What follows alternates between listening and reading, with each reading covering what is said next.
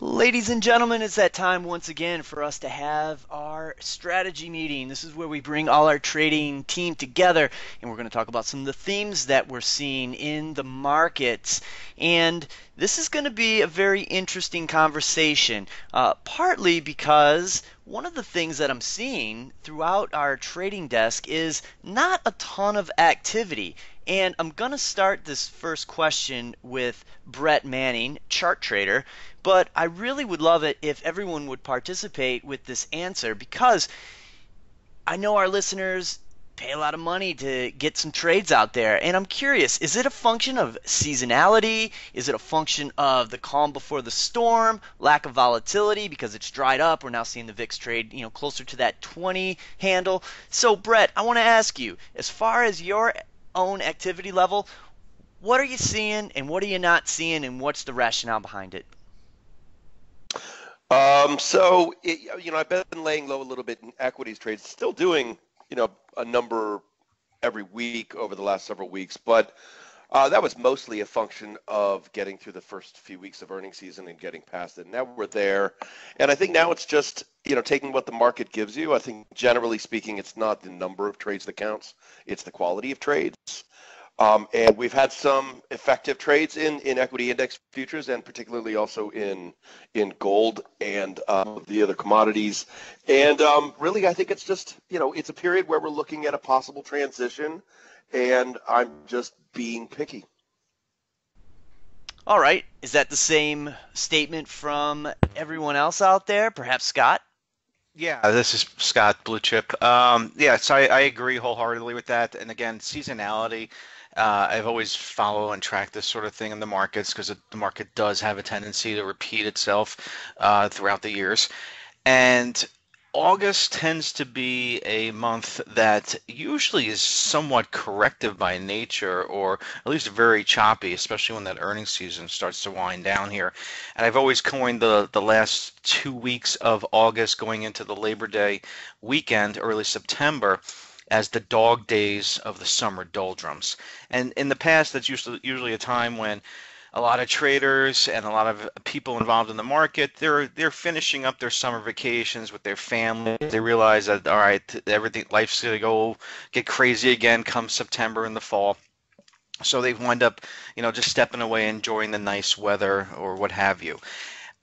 This year might be a little different. We kind of briefly talked about this. I think it was 2 days ago on Trader Audio in the afternoon, and because of this whole work at home, study at home, play at home culture that's being adapted this year, when people are probably still more likely in front of their computers, and they're probably more likely just paying attention to the market.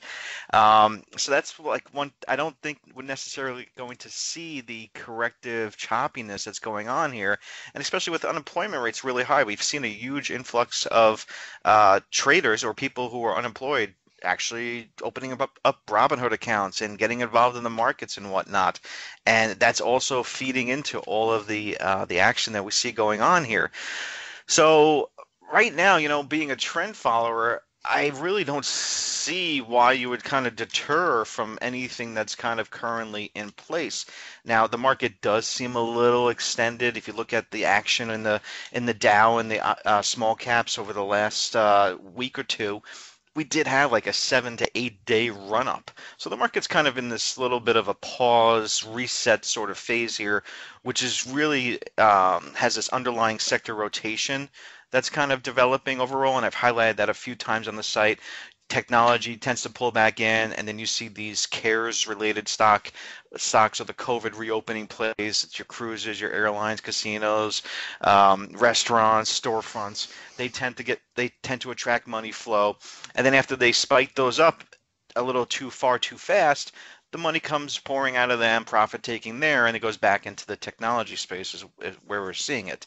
I think another reason that you could probably say that why we're seeing a little bit of slowdown, I guess, amongst some of the traders here on the site is look at the VIX.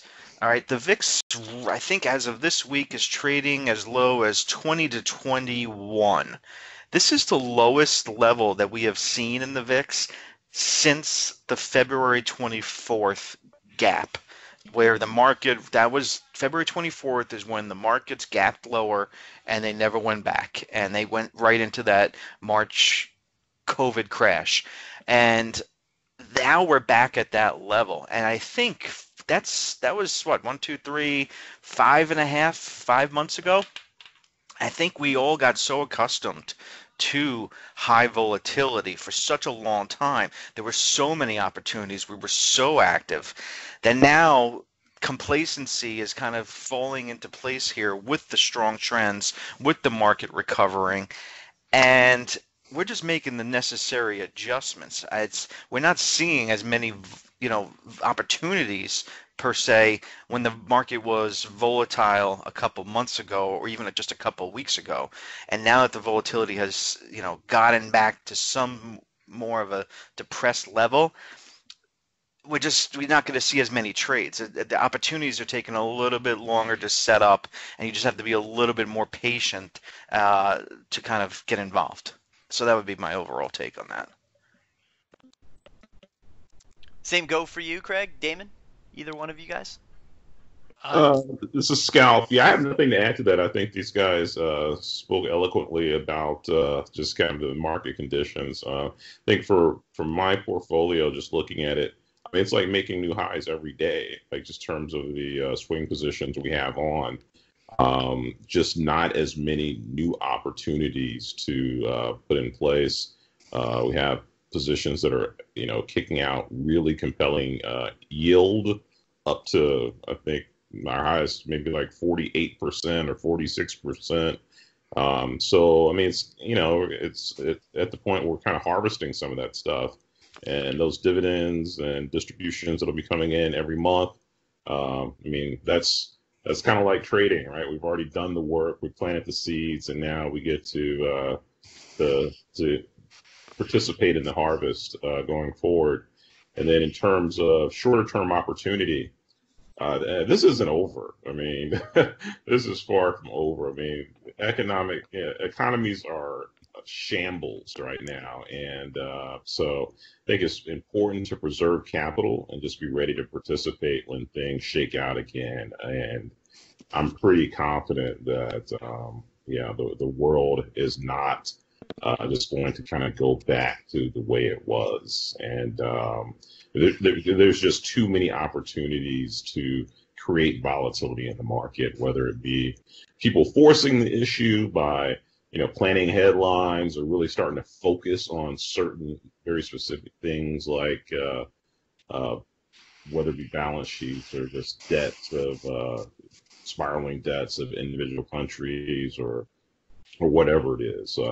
The guys who benefit from volatility and like to get on the short side of things tend to find something to spark just periods of turmoil. Then we have the elections coming up pretty soon.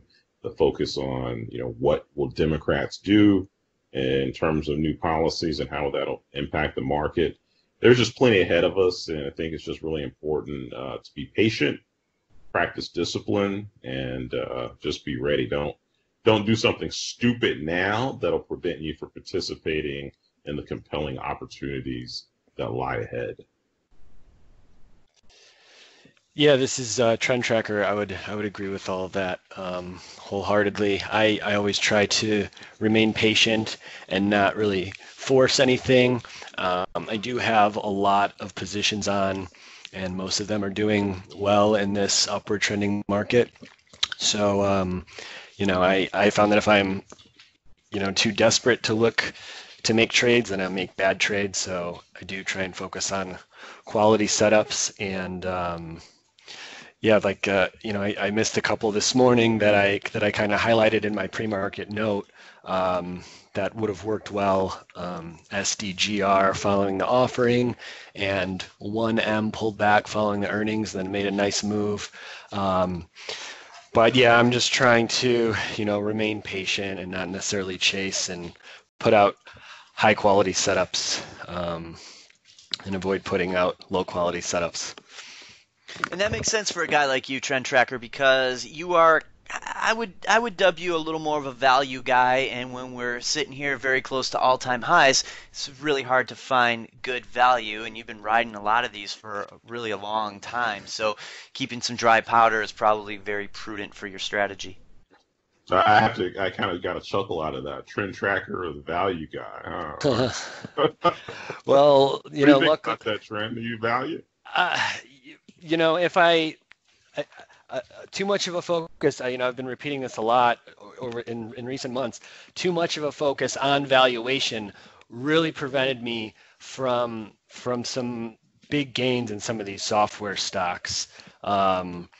And just in general, April, May off the lows, the valuation, even if we still look at the broader market, what are we trading at, like 20 times next year's earnings on the S&P? It might even be 21 times. And so, when you take everything into consideration, where rates are and the Fed's all-in support, then I guess that justifies the valuation. But, in April and May, I was sitting on my hands even more because I was concerned about the valuation. So now I'm kind of just holding my nose a little bit more in recent months and just trading the market and the charts at hand when I see opportunities, instead of just, it's easy to say pretty much everything is too expensive right now. This 1M this morning was a good example. It's basically just a primary care doctor facility, and it's trading at 8 times sales. If you look at it from a disruptor, long-term growth potential, then sure, you can make the case. But, traditional valuation metrics at this point make pretty much everything look expensive. So luckily, I've been able to put my valuation concerns aside a bit, but it still, gives you a little bit of unease when you're continuously paying up for so much. It seems like at any time the wrong headline could pull the rug. But you also got to ride the trend as it presents itself, because you can't just be stubborn and just stay on the sidelines forever. I guess you could, if you really want to stick with your discipline, but then you would have missed a lot of opportunity, since the bottom here. So. All right, I want to circle back to Brett. Now, there's a guy out there who I know you have tremendous amount of respect for, Jeffrey Gunlock. And one of the things that he's been touting, I've seen it a while now, that he believes we will go back and test the March lows. It's hard to envision a scenario in the near term that would get us there. So perhaps maybe you've been able to handicap what the volatility event would be that would get us to that.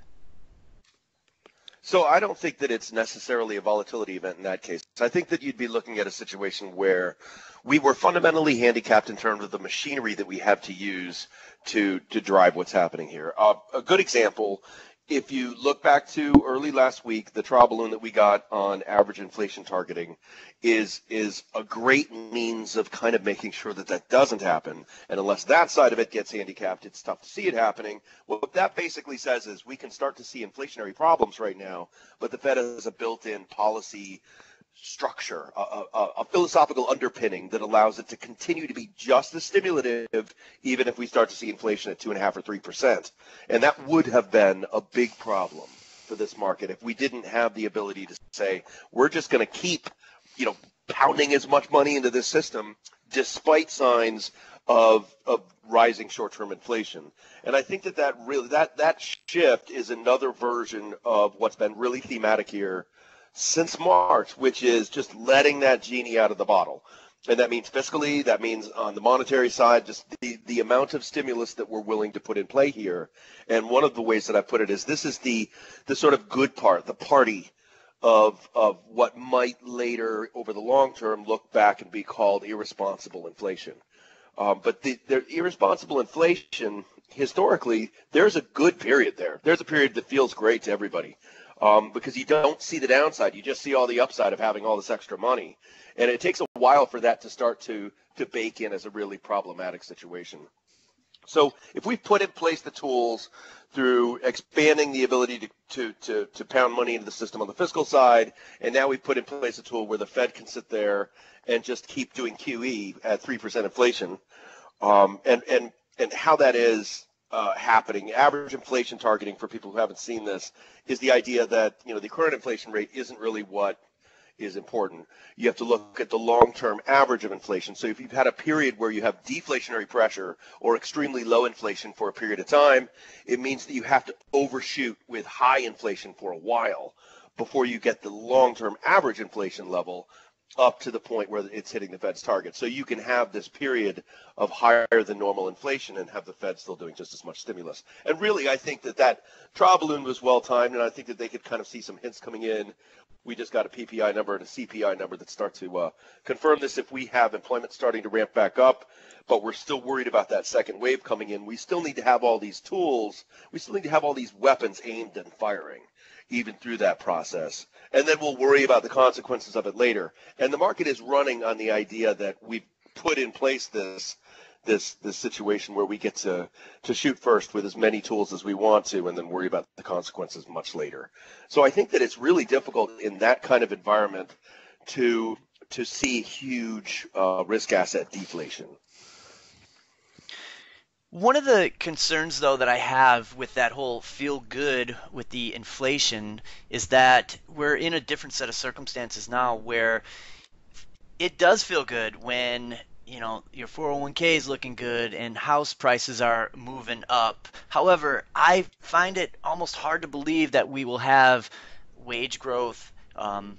We still got the unemployment number still high, and even if it ratchets back in, it's still going to be relatively high, so to speak. And we'll also just be in a time period where if we did get that second wave, things start to shut down again. So how long could this good feeling feel? I think that we're starting to see signs of inflation. Even Japan is showing a little sign of inflation. Now, one data point does not make a trend. However, now we're starting to see a little bit in Europe, a little bit here, a little bit in Japan.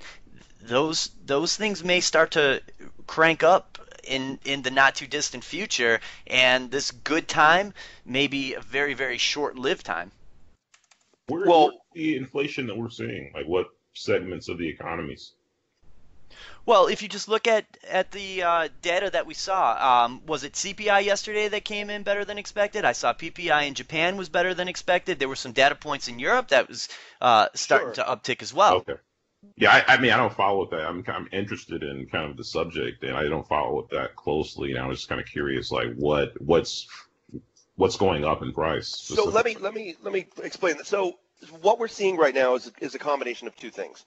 We're seeing supply chain disruption, so we're seeing companies not want to put too much inventory out. It's the same thesis, Damon, that we talked about with oil. You and I talked about with the sort of PTSD problem where oil producers are unwilling to invest in expanding production because they're always worried about this huge demand destruction event or this big shutdown or something.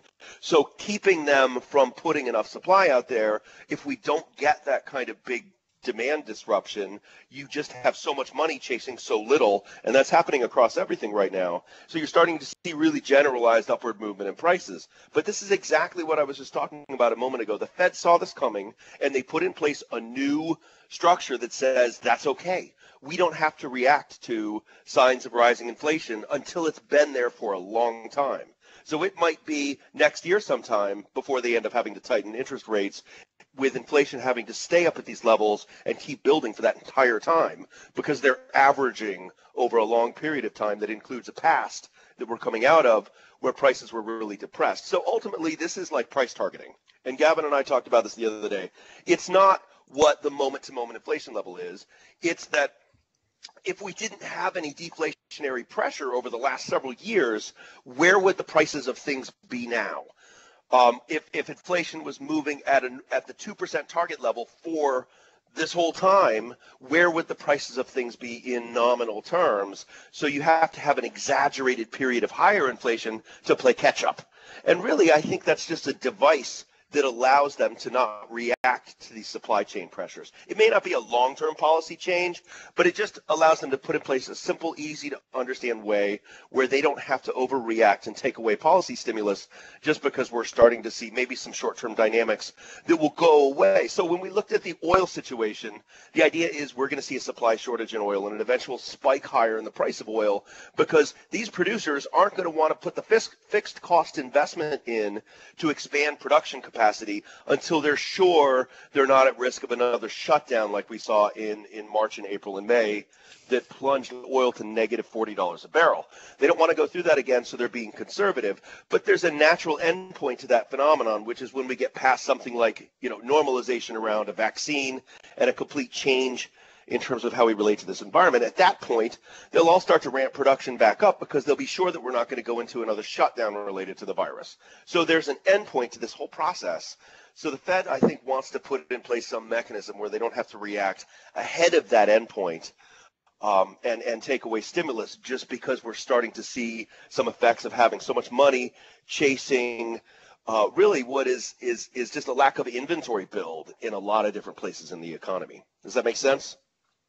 It does. Thank you. That was very helpful.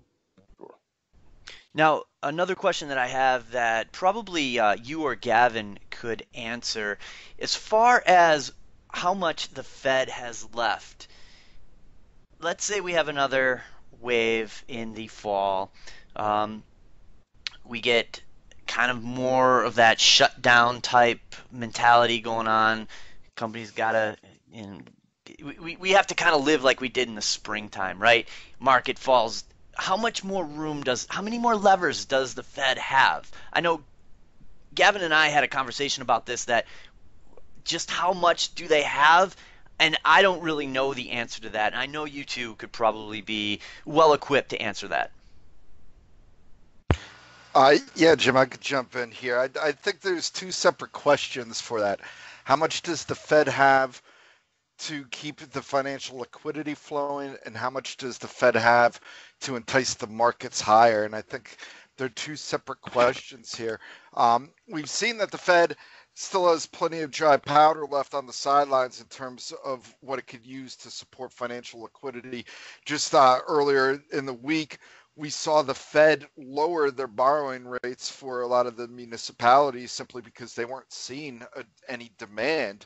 I don't know if it's because the municipalities simply haven't needed the money at this point, or if there is, if the terms of the borrowing was just still a little too steep for them, that it wasn't enticing enough for them to jump off the sidelines. So you can see them tweaking levers like that will certainly help continue the keeping the markets liquid.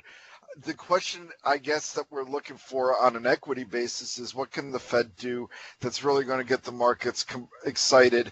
And I think that they are limited in what's left there. We're already seeing, I believe, a pricing in of that inflation targeting that Brett was just talking about. We got the trial balloon from the Wall Street Journal article about a week and a half ago, and we've got Jackson Hole up on August 26th to the 28th, and then September 16th is when they're expected to unveil this new forward-looking guidance. And, it's simply just that. It's kind of like the Bank of Japan. I mean, you could keep saying that you're going to be buying stuff. They can open up some of their purchases to a little bit more on the corporate debt side, a little bit more straight out buying of ETFs. But I think from a market perspective, you're going to see more and more limited reaction to the upside in reaction to all this. I think fiscal policy stands as the bigger lever for stocks at this point, and that's why we continue to watch Capitol Hill. But that's how I see it. I see it as a tale of two stories, Brett, between what can the Fed do on the liquidity side and what can it do to goose equities higher. Yeah, and I would agree with all of that. I don't think I can improve upon that answer. All right. So now that we have some of the macro concepts out of the way, let's focus in a little more on ideas, some of the themes that you guys are going to be looking for. Now, Brett, I know you're somewhat bearish the dollar. I mean, how does that have some legs to it? I believe it does longer term, but shorter term is maybe a different story. We got to some intense levels, and now we've got basically every major firm on the street out with that overriding kind of idea, but that doesn't mean that it's wrong. Currency markets can trend even after seemingly everybody's on board. It's one of the interesting features of the FX markets. So, it's possible that we'll continue to see that. Obviously, the virus is going to be a big part of the story, so there's tremendous unknowns there. I can't overstate the idea that this is going to be an abnormal election too. And there's a lot of things that can come into play that are going to be really odd, and I think the market is eventually going to have to start taking account of that. But that's part of the idea of the dollar. I mean, the dollar ultimately is supported by the idea that everybody agrees that, since the sort of Bretton Woods moment, that this is the global economy is kind of based on the United States central currency, and that's a really special status, and we've started to see tangible signs of a deterioration in the assumptions around that. It's not like they're going to have some big meeting someday and they're all going to bang a gavel down and say the dollar's no longer the center of the world economy. It happens in little steps. It happens in negotiations between different countries who decide, we're going to do our trading in a different currency now. And we've seen a number of those sorts of agreements start to pop up, and we've seen conversations about that more and more. And I think that if Europe starts to seem like a more politically stable environment than the United States, which I think there will be moments when that's the case over the next few months, that will continue to put pressure on the dollar because people will start to have to hedge, and you're talking about trillions of dollars of hedging in the idea that it may lose its completely special status in terms of the global reserve system. Whether or not that's actually going to happen over the next year, that's debatable. And I think probably ultimately unlikely, but just taking account of the risk of that over the next few months is a big factor. There's a greater risk of longer term shutdowns in the United States due to COVID because of the penetration that it's had into our society. So that's always going to be on the table. And as we come into the new sort of cold and flu season, as that kicks back up, if we don't have a vaccine coming out soon, or if the vaccine is not widely accepted by the public, that also puts extra pressure in the United States dollar because we've seen a lot more reopening in other major developed world economies. All right. Now, in terms of the election, do you think that the market is priced in a Biden win, or is it somewhat neutral at this point? And that goes out to anybody who wants to answer that one. I think that it's too early to say. I think the market has what I still believe there's an idea that that the notion of long-term policy changes in terms of foreign policy in particular, it used to be the case that the Trump administration could come out and say, over the next few years, we're going to do this with China or this with whatever other, or our Japan relationship or whatever, and that would be really market moving. And I think now it's no longer a very market moving idea because the market is not sitting there saying, well, this is definitely going to happen.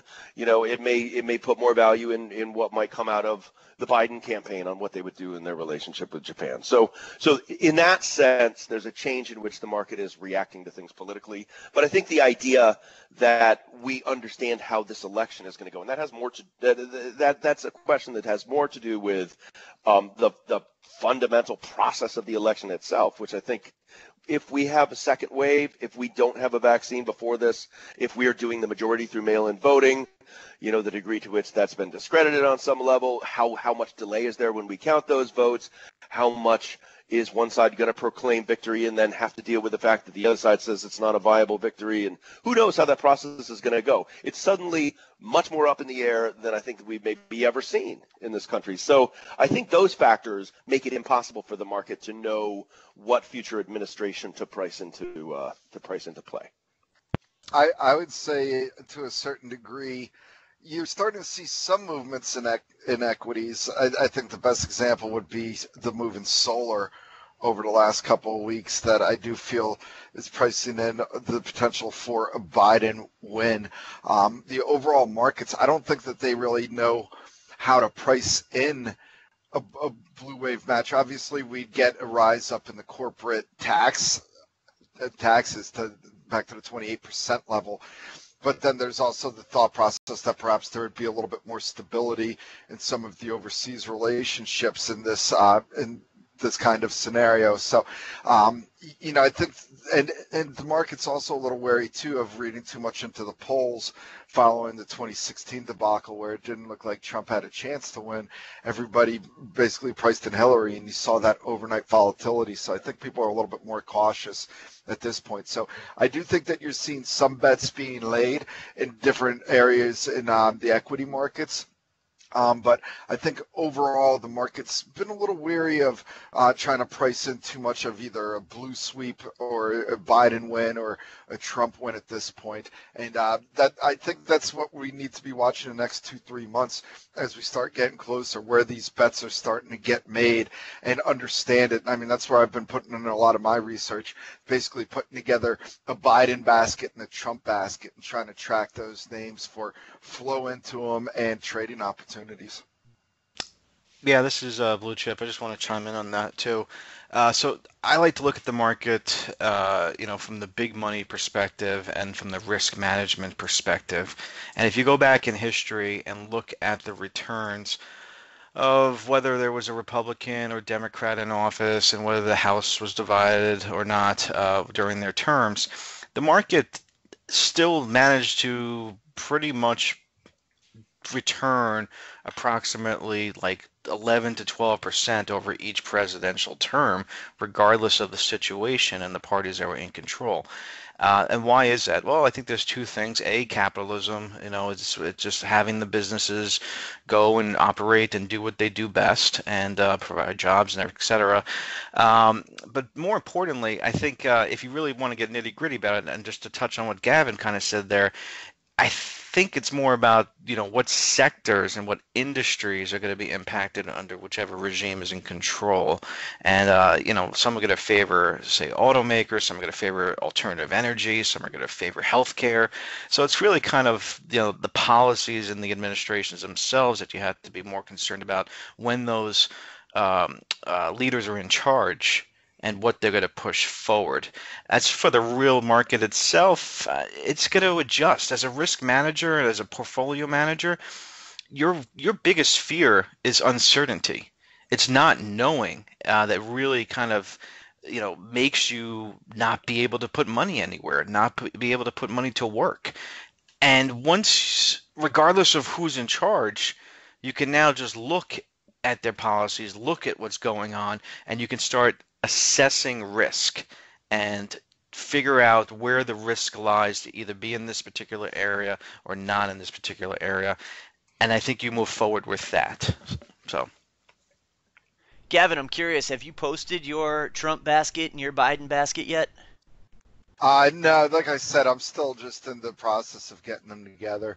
I've got a list of names on the Trump side, Ingersoll Rand, Goldman Sachs, Wells Fargo are some of the names I'm looking at on that front, just from less regulation. General Dynamics, Raytheon RTX, just on defensive spending. A name like XOM, just keeping that on energy in general, just from, again, regulation. And then from on the Biden portfolio, you got your First Solars there.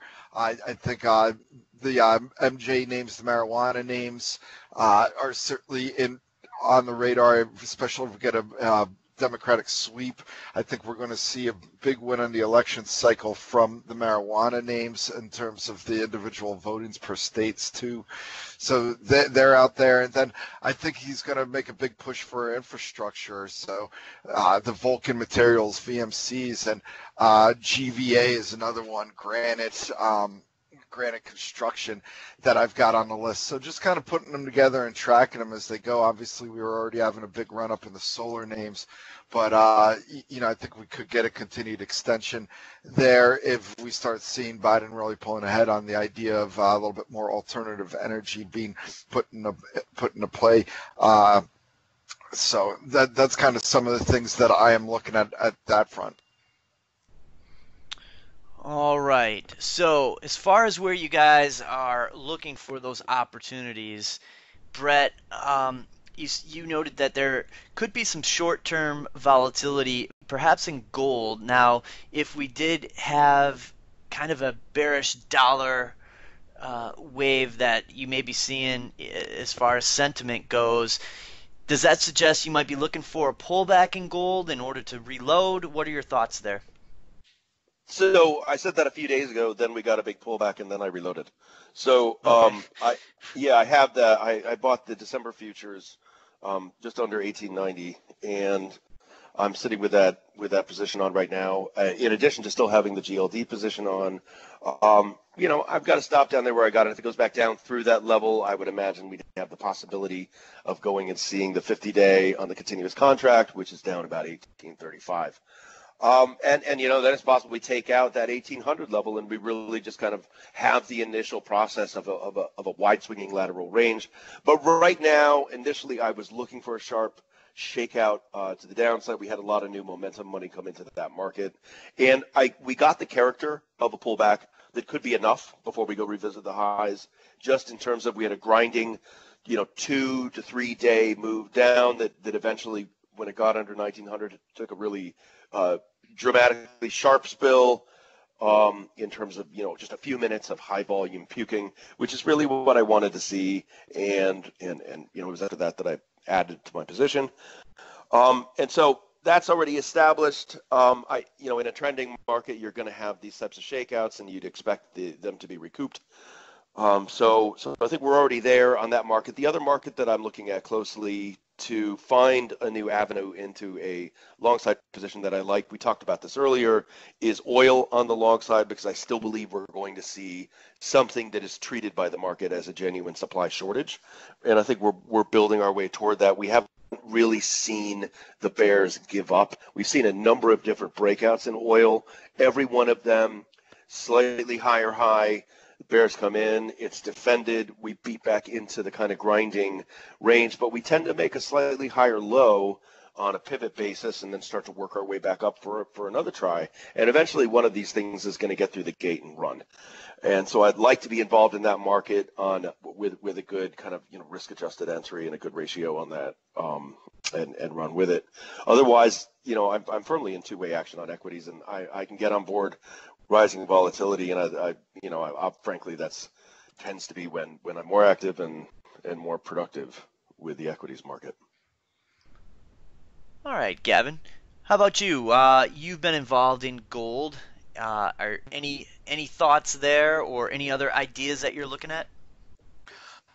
Yeah, I mean, I'm still involved in gold. I just have this as a long-term play. I mean, we've talked a lot about the volatility coming up at the back half of the year, which should create a lot of trading opportunities. So I'm not trying to guess the top or the bottom. I don't think that we're just going to see this big V-shaped drop off. We talked a bit about it, Brett, Scott, and I, on Tuesday night after gold took that big hit and then an even bigger hit yesterday. We have seen the euro bounce back here. So that's going to weigh in on the dollar, and that's going to be another story that goes on with that gold move. So I think for me, it's just kind of a couple of different things that I'm looking at, and it really depends on the horizon. First, foremost right now is the rotation that we started seeing at the end of last week. It's been reversed the last two sessions, so that's adding a little bit of more near-term volatility that could lead to some tradable events. I'm sticking in with the Marriott play right now at the moment, just as an example of something that's going on there. But gold for me, I just have that as a longer-term play. I don't think we're going to see the end of it. I think it's a win-win, where either you're going to see things really kind of fall apart and the dollar get weaker and gold boost higher as a safe haven play, or you're going to see things reverse pretty quickly. There'll be a vaccine found. The economy will get a big shot in the arm and a boost there. We're going to see inflation prices start coming into play, I think, given the amount of fiscal and monetary policy. And again, gold's a winner there. So I like it as a win-win on the gold side. And then for the equities, I'm just in the near term just watching this rotation, and then over a longer term trying to play some plays around the election. All right, Scott, we talk about this rotation trade quite a bit. However, it doesn't last very long. It's almost like they're short-term swing trading these rotations. What's your thoughts? Yeah, exactly. They come so quick and so fast. Fortunately, we do stay on top of the markets here every single day with our commentary, with our articles, reports, as well as a number of the other like the TA page scans, liquid momentum focus lists, etc. Um, but you also have us talking on audio about this all the time, and yeah, it's just been a thing, and these rotations are basically happening quicker and quicker. We're seeing money come out of heavy technology, software, semiconductors names, cloud computing names last Friday, and that kind of diverged the rest of the market. And then that basically, as that leading group pulled back in from their highs, we saw the money rotate back into some of the laggards, specifically the CARES-related stocks or the COVID reopening plays, the cruises, the airlines, the restaurants, etc. So, but they tend to be lower. In my theory, they tend to be lower price stocks. So when they're breaking out, everyone's looking for something, to move on these vaccine headlines, and they just seem to go up a little too far too fast. Something like Royal Caribbean jumped up about 20% in 2 days. On what? Absolutely nothing. Just something that maybe Russia has a potential vaccine, that maybe another company is getting closer to a phase 3 trial. I mean, there's just nothing going on, and yet the market is just squeezing or just diving into these moves. Dave and Buster's, I talk about this one all the time. I think it's the epitome of the reopening, of all the reopening stocks, because it includes sports, bars, restaurants, entertainment, video games, etc. Dave and Buster's jumped up 24% in 2 days. So it just these moves happen so quick, so fast, especially when they break out over a pretty obvious resistance levels in the case that we had this week. That profit taking has to almost incur after that. And then after they realize they took them too far too fast, they look back at the leaders, the Amazons, the Googles, Facebook, technology, social media, and they just go back into those after a 2 or 3 day decline in that way. So it's this rotational factor that's going on there. I've talked about this a lot. I've written about it a lot. Rotations are very common during very strong bullish trends. One group gets too far ahead, and as it pulls back and rests, the money goes into the other group to catch it, to basically play catch up. And then the money gets too far too fast in that, and then they just basically rinse and repeat the entire cycle until it no longer works out. It's been going on like that for a couple months now, so I don't know when it ends, but I'm just going to keep capitalizing and pointing out those rotations as I see them develop, because that's where the money's being made. Yeah, and that's something we try to focus on in the early go of the market when we break down what sectors are moving, what sectors are not, and trying to process, all right, what's moving us today, what sectors are weak, where do we expect there something to come in. Like, for instance, today we had talked about how it certainly looked like it was more of a risk on type move where I guess some of the cyclicals were trading lower, and they are now when you see energy down and financials down, but you see IGV making a nice rebound up over 2% today.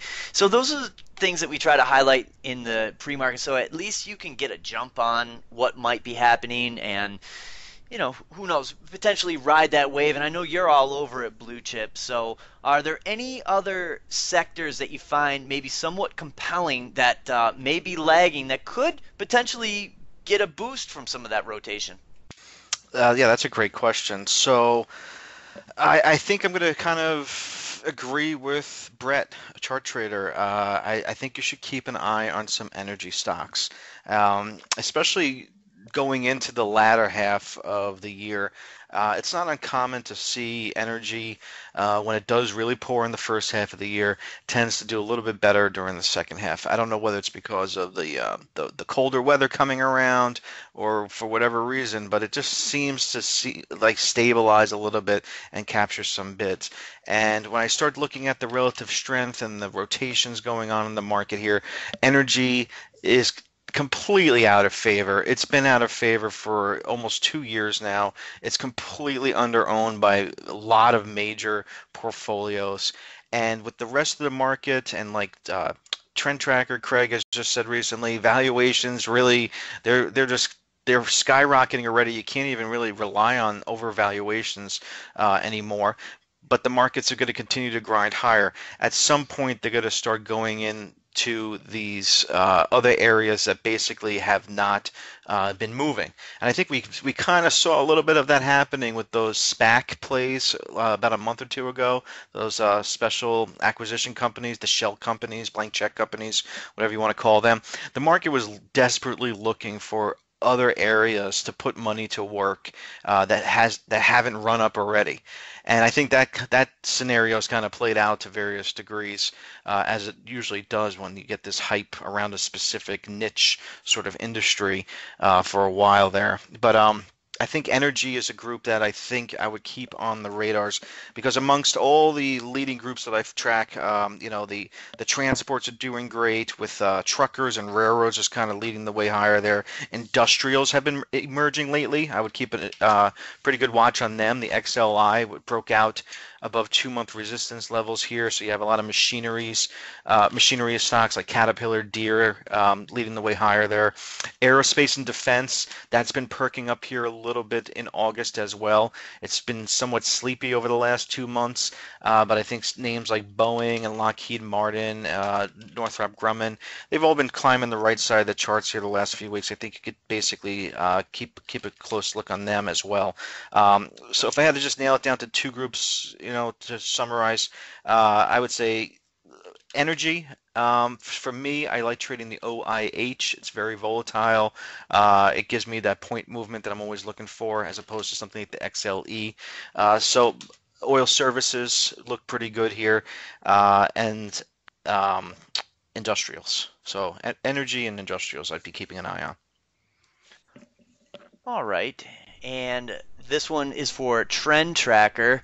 So we've seen a lot of volatility in the stay-at-home type plays, and you've been really all over it, identifying some names that are winning, losing. Is there some others that we need to be keeping track of? Have valuations got out of hand where you're just completely going to stay away from them, or potentially shorting? You don't shy away from shorting some of these names. No, no. I mean, I'm open to shorting. Unfortunately, I didn't really catch anything in this washout we had in the cloud software stocks late last week, early this week. I had flipped short Fastly, and I think got 2 decent trades out of it. But it was a pretty juicy short there into the report last week at like 114, 115. At some point, the combination of the extreme overbought, extreme valuation does kind of present a juicy setup there. Unfortunately, I didn't capture that.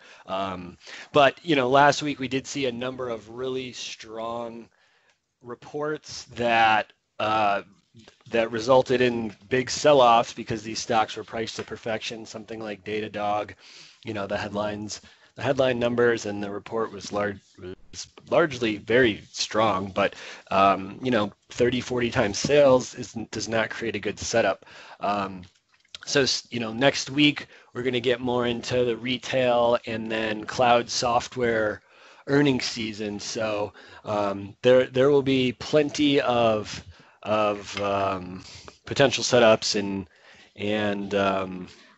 and things moving next week. Even though it's going to quiet down a lot, there'll be a lot of interesting software reports over the next week. Some of the ones that are trading in excess of 20, 30 times sales, I can't get myself to buy a lot of them. I was looking at Datadog yesterday, and was kind of tempted, and now of course there's this rumor today about CRM, which I guess is possible because they have been one of the few acquisitive large enterprise software companies. I don't know, I would be surprised if they made such a bold move, but they've made a number of bold moves in recent years with big acquisitions of big multiples, so it's possible. I've been focusing more on some of these healthcare tech stocks, where again they have some extreme valuations, but I think they're a little less followed than some of the cloud software plays. Like GH is one recently that I am in. Schrodinger, there was a recent IP out, which is SDGR. Recent IPO Berkeley Lights, BLI. I was in this Fulgent Genetics, and unfortunately I got stopped out by about a point. I was a little too tight, and now it's just made this big move. I was tempted when I did get stopped out. I think it was last week. I was tempted to just get right back in, and I should have, because it's basically a genetic testing company that has seen a boon from COVID. So excuse me, their revenue is more than double what it would have been if this pandemic wasn't a thing. So you can look at it both ways, where it's kind of a temporary gain that they're seeing, but obviously none of this testing and a lot of these issues aren't going away anytime soon. So it just is a momentum stock in the meantime. There's a number of these healthcare technology companies that have really, really strong outlooks. Again, you kind of have to pay up for them, but those are going to continue to be my focus. I tend to stick to technology, healthcare, and consumer, which is where I'm more comfortable owning. I feel like when I do venture out into other sectors or industries, I don't know, I just don't have as much success. So I try and focus on those three sectors for opportunities. So there should be plenty of those in the coming month. Even though earnings will die down, there'll be a lot of movers in that space. All right, so one more I have for you, Craig, is I want to talk about AIMT. I believe you're still involved in that one. There was some bad news for its rival, DBVT. Now, these are both peanut allergy plays. Now, you're not involved in DBVT, are you? No. Okay, no. That's good, because that one got hit with a complete response letter. Now, right. I would have thought that would have been a good thing for AIMT, but then I could make an argument both ways. What's your take after DBVT got their complete response letter from the FDA, and what impact does that have for AIMT? So it wasn't as big of a deal as you would think. I think I said it was an incremental, competitive, positive piece of news. There was a decent chance, DBVT has always kind of been a dog. I think this wasn't the first time that they got rejected by the FDA or ran into an issue with the FDA. It would have been nice for patients and people with peanut allergy to have an alternative option, but it really didn't impact AIMT that much, because AIMT already has their drug approved, and they just need to prove that there is demand in the market. And so far, that really hasn't been possible. Their excuse is warranted and makes sense. The therapy, you have to go to an allergist and regularly go to an allergist, and allergist offices were shut down during peak allergy season this spring. So now allergists are focused on, more of their core client service as opposed to starting a new therapy. The leading indicators inflected positively according to management in recent months, June, July. So, the demand is there, but it really hasn't sold through yet. I remain optimistic on this one.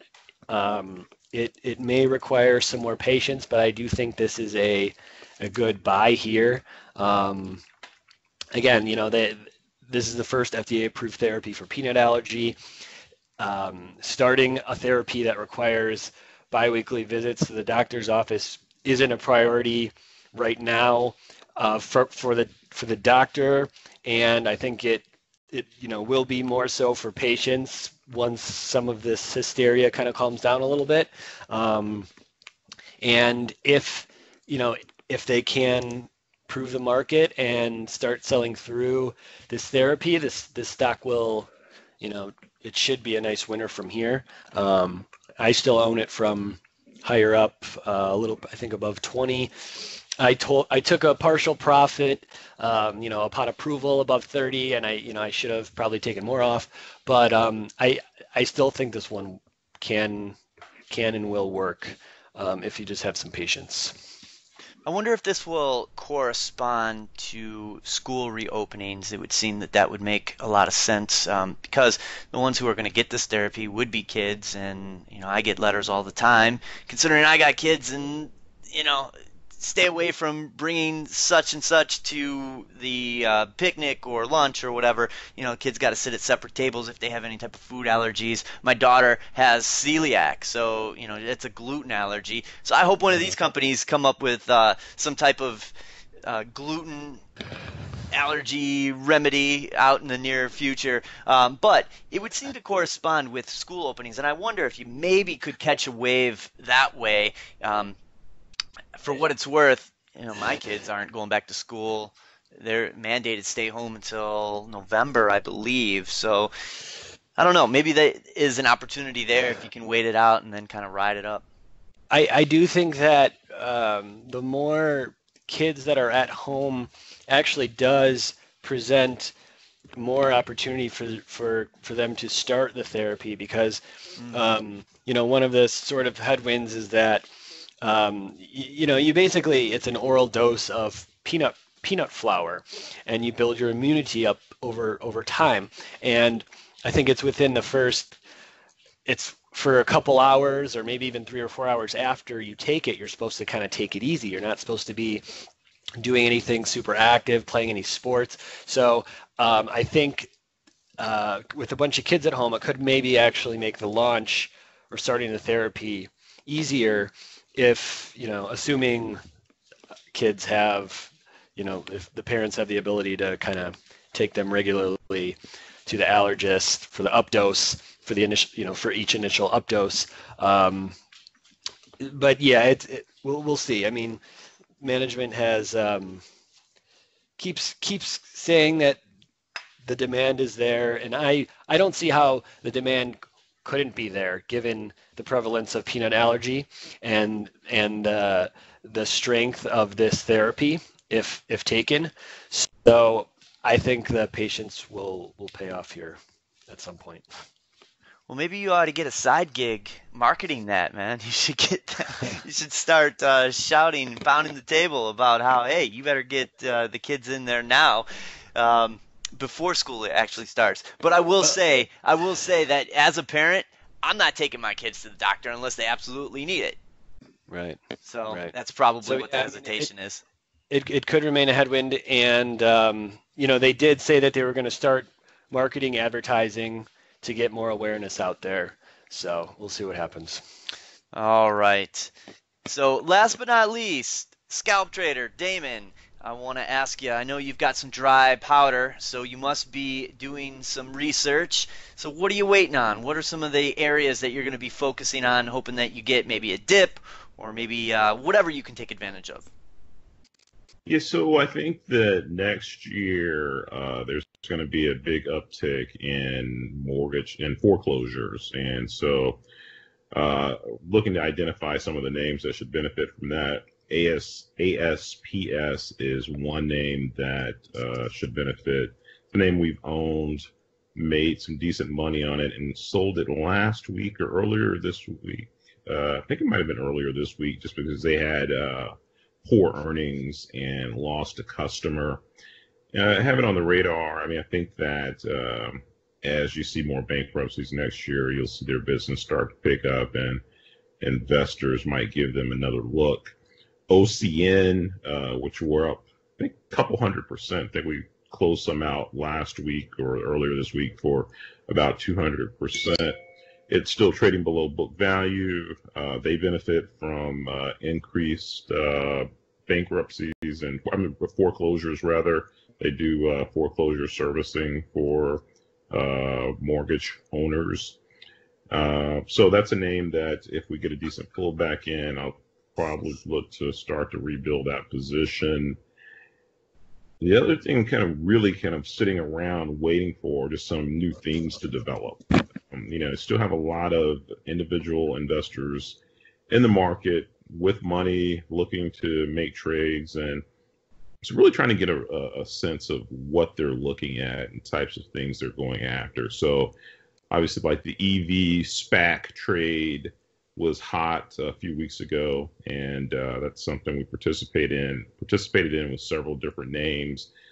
Uh, yeah, so I was looking to try to see where they're going next. Seems like there's been a lot of focus with that group in some of the lower price, like biotech stocks and other theme-based names. Obviously, some of the COVID plays are started to unwind of late. So, like the mask maker APT stock's been under pressure. Lake has been under pressure. I think some of the momentum vaccine plays have been under a little bit of pressure. So I think that COVID plays trade is starting to unwind somewhat. Still really bullish on Redwood Trust. Put out a comment on them last week, just saying that if you didn't own it already, I thought this one has upside. Actually, yesterday or the day before, Raymond James upgraded the stock and put I think a $10 price target on the name. My personal price target that I put out last week, I think, was 10.25. This will have a nice yield. I listened to the conference call last week or the week before when they reported earnings, and looks like lending activity has picked up again. They basically shut down their lending activities until some things calm down a little bit. Just, obviously you don't want to be writing mortgages for people who might lose their job the next month. So they basically kind of shut down their mortgage pipeline. They generate a lot of fees from writing non-conforming jumbo mortgages. They're really kind of the leader in that market. So as things settle down, their business should pick up again, and they should be able to increase their distribution. And I think it trades back to, I think I suggested this should trade back to a yield of about 8% on a normalized basis, normalized dividend distribution basis.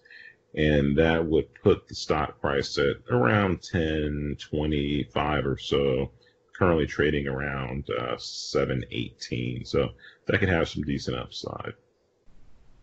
Interesting dynamic we have going on here, Damon, considering you're looking at the potential of investing in some of these companies that are able to take advantage of foreclosures, yet we have such a hot housing market. So very interesting.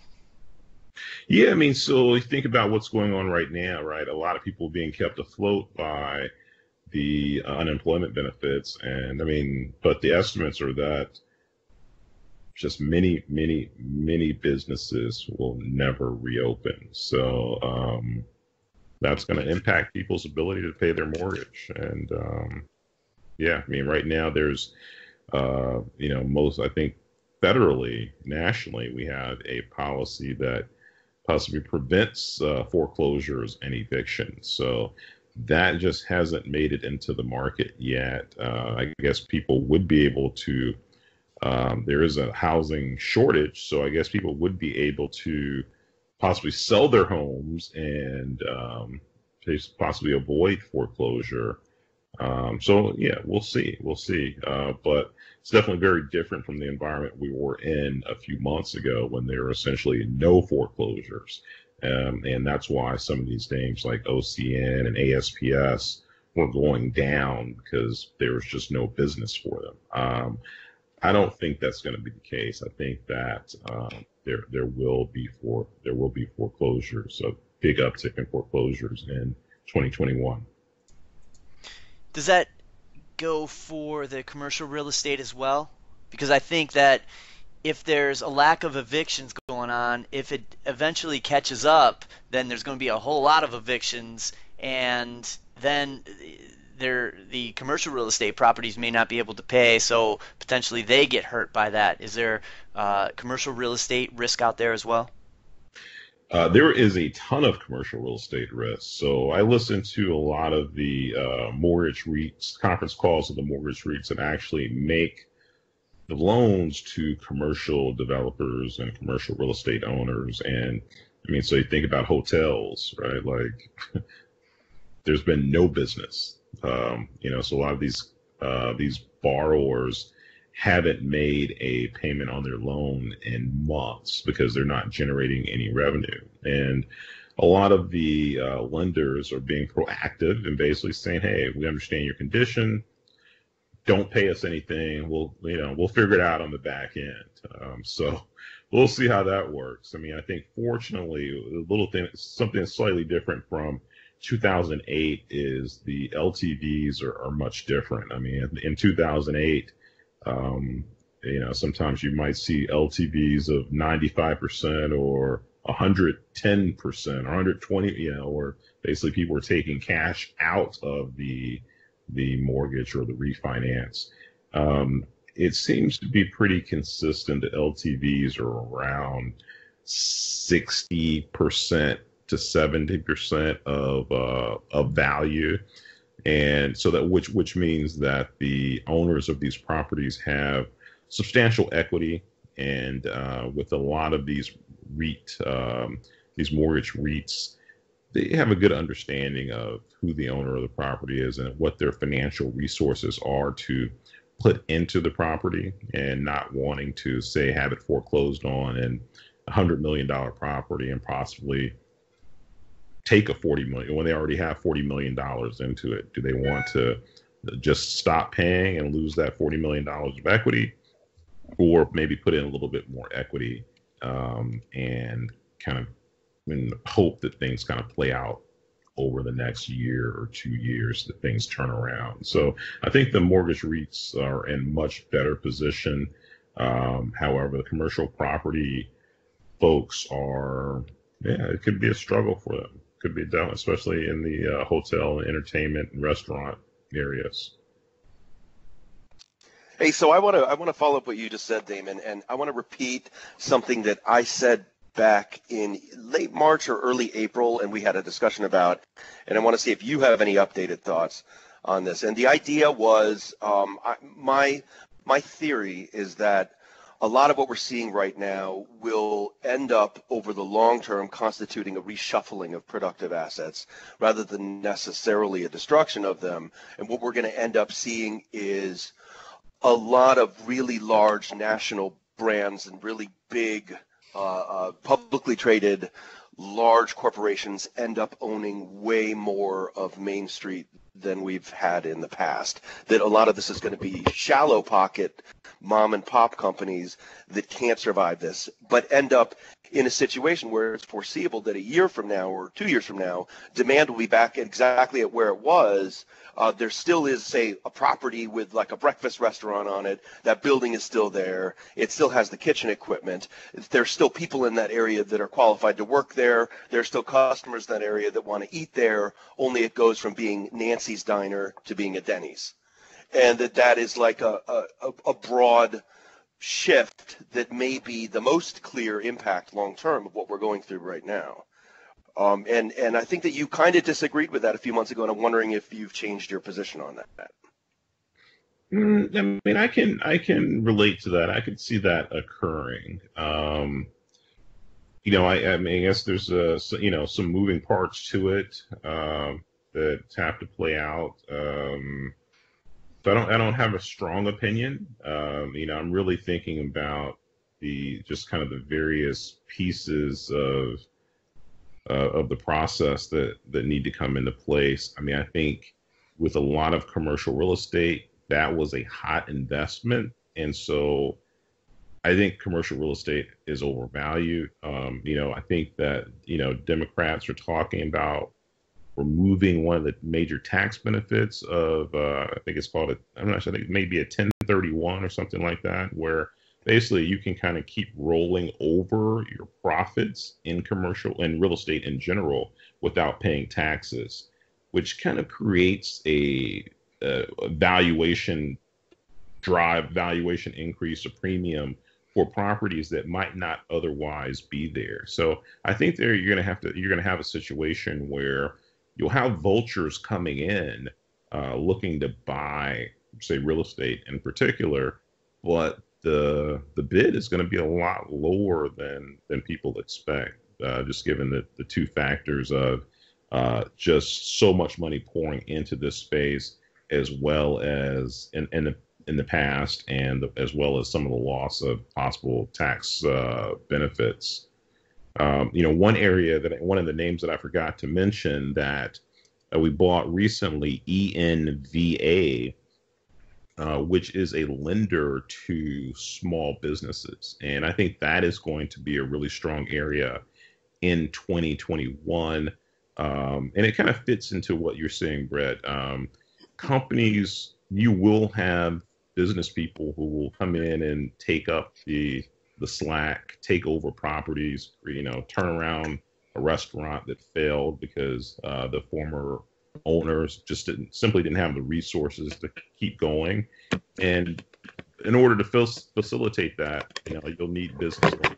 And I think that banks are hesitant to give out business loans right now. And I think companies like ENVA, which just recently bought On Deck, which was a major online lender to small businesses, I think that will be a very strong area of the economy. Just, people trying to get back out, take advantage of these opportunities, but not necessarily having the assets to do so. So I'm very bullish on business lending in 2021, and ENVA, which we've done pretty well on. I think we bought it a few weeks ago at 14. It's trading at 18 right now. I think that one could have material upside. Okay, so let's say we're agreeing on a basic conceptual dynamic, and it may be more complicated than just deep-pocketed big corporations. Maybe a whole ecosystem develops around the idea of a quick turnaround on short-term distressed assets that are productive. Is that roughly? Yeah, I mean, there is a bid for distressed assets right now, and there is no market though. Owners aren't willing to sell, and so I mean, there's obviously money sitting around, whether it be private equity or other places. I mean, there's hundreds of billions of dollars sitting around waiting to buy things. However, they're waiting. I mean, if they could buy something at theoretically 30 cents on the dollar, they'd be buying it. But it's going to be a process to work through. I mean, so if you have an owner of a hotel, like they're just not going to give it up. I mean, they got to go through the process. So you're basically going to have the mortgage holder on that hotel decide that they no longer want to work with the investor, and then go in and foreclose on the property. Decide if they want to operate this thing themselves and just keep it on their books and wait for it to rebound, or if they want to unload it. I mean, I think a lot more of it will play out in 2021. But right now, I mean, I think kind of the intermediary, which is in many cases a bank or a mortgage or a REIT, they don't necessarily want to give up these properties, and many of them have the in-house resources to continue to run these assets themselves until they return to a more compelling value. That makes sense.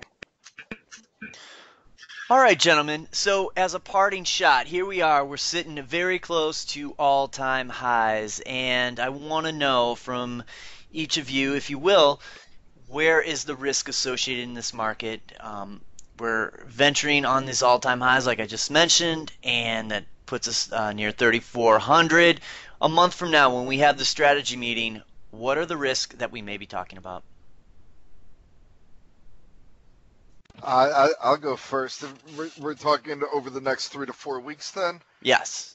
I would say if the Fed falls a little flat on its monetary policy, changing that forward-looking language, that's going to be a hot story over the next couple of weeks. And, of course, the stimulus bill. If the two sides just look like they're going to drag their feet into into the elections, then that also rises up. I don't think COVID, I mean, we've already seen an uptick in cases over the last couple of weeks that started to flatten off a little, but I mean, it just didn't seem to have much of an impact on the markets. I think we're seeing the death rates come down. So I feel like people are just thinking it's something that I don't want to say is a little bit more livable, but just isn't as big of a risk. So monetary and fiscal stimulus. But the problem with that being in terms of a risk is they're both, well, the fiscal side at least is politically made. And we've seen time and time again that as soon as the market kicks and investors get a little anxious, that the two sides magically agree to a compromise. But they're the two most immediate risks to the market, in my opinion.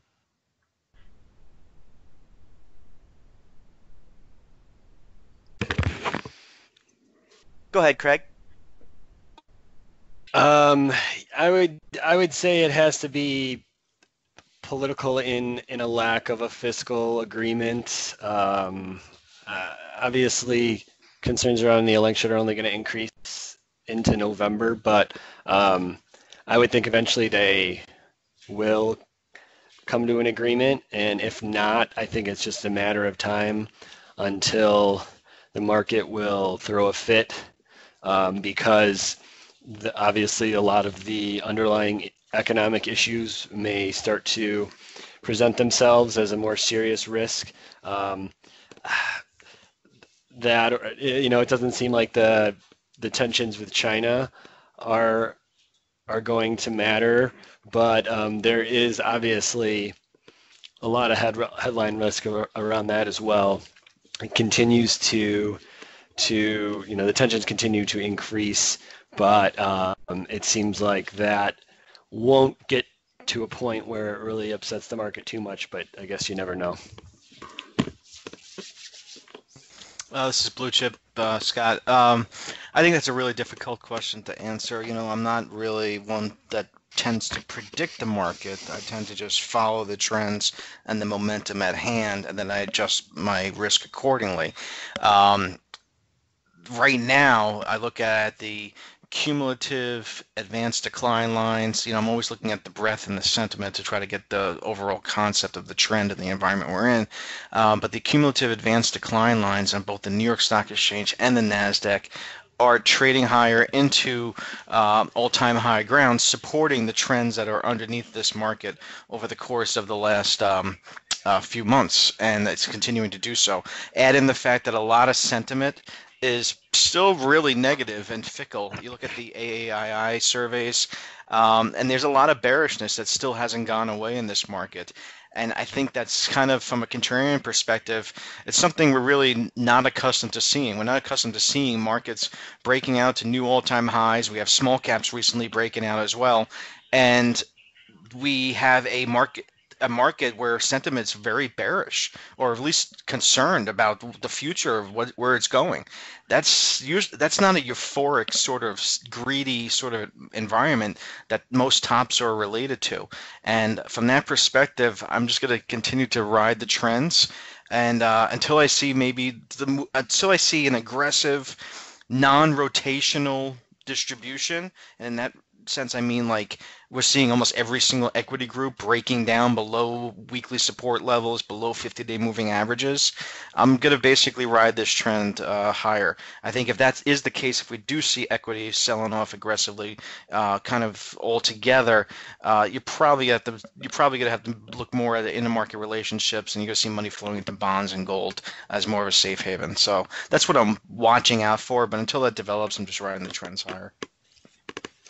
Hey, and this is Chart Trader. I would echo a lot of what Scott just said. I don't think that you can figure out in advance what kind of headline is going to take this market down. And the sentiment picture that he painted is exactly right. We see a conflict between options data on the one hand and survey data on the other, but you still every week get this American Association of Individual Investors number that says, that by and large, active non-professional market participants just stay in this zone of always believing, that the top is going to come tomorrow. And it's rare to see the top come tomorrow when the majority of people think the top is coming tomorrow. And we have a hard time getting out of this environment. And I almost wonder if you were looking for a bear strategy, if the real idea here is eventually selling the vaccine. And there's going to be fallout, like Damon pointed out. This is a 2021 long-term kind of story of there's a lot here that we've taken a real gigantic slap in the face, and we're in that moment where we don't quite feel it yet, and it's not red. And eventually that's going to happen. Eventually we're going to be in rehabilitation where we're actually sorting out all the damage that's being done right now, but we're just kind of on the anesthesia of different stimulus measures, and maybe when we get past a vaccine, we're going to have to sort out the wreckage. And I feel like we may have kind of that rhythm to the market.